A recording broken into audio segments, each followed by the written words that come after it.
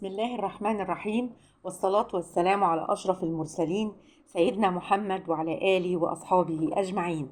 النهاردة بقى احنا جايين بحتة وصفة من الآخر، صنف حلو هتعتمديه، يعني حاجة كده كريمية وزي السحاب، وبعدين كمان اقتصادية ومش مكلفة.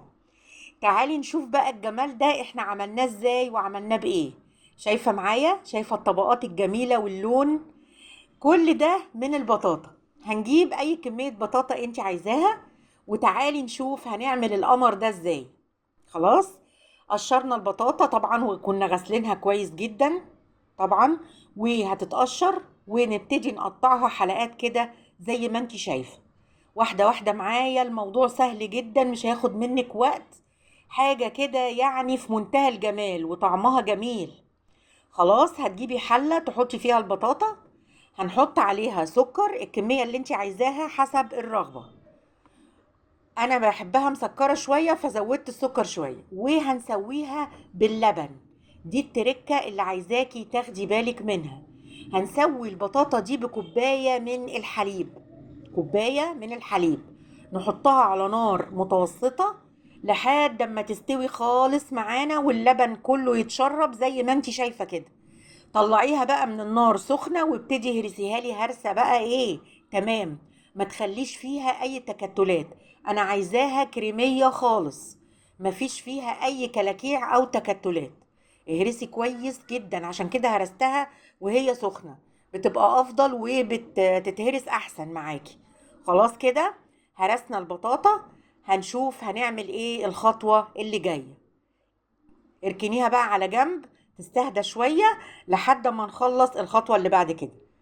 هاتيلي بقى 3 كوبايات من الحليب معايا، وحليهم بالسكر حسب الرغبة برضو زي ما انت عايزة. حلو الكلام. ومعايا هنا بودرة الكاستر. بودرة الكاستر دي موجودة في اي سوبر ماركت، الكيس حوالي ب6 جنيه تقريبا. هنحط 3 كوبايات من اللبن معاهم 3 معالق هرميين من بودرة الكاستر، ونقلب كويس السكر مع الكاستر مع اللبن ونرفعه على النار. ارفعيه على النار وقلبيه كويس لحد ما يغلي تمام، يبقى كده الكاستر استوى.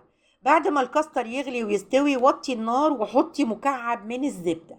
التركة دي بتودي الصينية في حتة تانية، دي اساسي يا جماعة، تحطي مكعب من الزبدة زي قد اللي انت شفتيه ده بالظبط.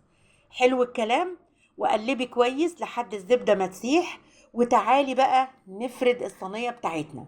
البطاطا هنا، جبنا الصينية بتاعتنا وفردنا ايه البطاطا اللي احنا كنا هرسينها.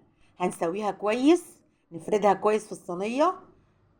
هي ما فيهاش اي تكتلات لان احنا هرسناها كويس جدا. هنفردها بس كويس وبالتساوي على الصينيه كلها. انا معايا هنا الاسباتشولا فردت بيها البطاطا كويس. بعد كده بنحط بقى الكاستر بنفرده على البطاطا. حلو الكلام. بنفرد الكاستر اللي احنا عملناه على صينيه البطاطا، وبرده بنقعد نساوي فيه ونظبطه زي ما انت شايفه كده. خدي بالك قوام الكاستر، يعني كده يبقى القوام معاكي مظبوط وفي منتهى الجمال. في الفترة دي بكون مسخنة الفرن على درجة حرارة 200، حوالي مثلا 10 دقايق او ربع ساعة. الفرن فيها سخن، عايزاكي تدخلي الصينية دي على فرن سخن مش فرن بارد. خدي بالك من النقطة دي عشان الوصفة تطلع معاكي مظبوطة. خلاص، ساوي بقى الوش وظبطيها كده ودخليها لي بقى على الفرن. قعدت في الفرن مثلا يعني بتاخد حوالي نص ساعة مثلا. خدت حوالي نص ساعة على بال ما وصلت للنتيجة اللي أنا عايزاها. حلو الكلام. اديها هي هتخش الفرن، وتعالي نشوف لما تخرج من الفرن هتبقى عاملة ازاي. زي ما انت شايفة كده زي القمر، احمرت وبقت جميلة وفي منتهى الروعة.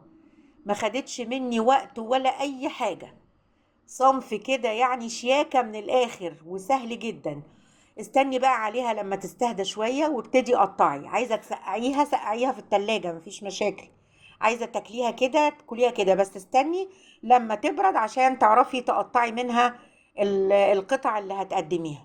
كده تمام. شايفين بقى، شايفين الجمال واللون ودرجات الكاستر مع البطاطا، حاجة بقى تحفة. يلا بقى لايك وشير وسبسكرايب النهارده للقناه، وجربي الوصفه وقولي لي بقى في الكومنتات الحلوه بتاعتك انتي استفدتي ايه منها. يلا يا ستي، وتحياتي ليكم.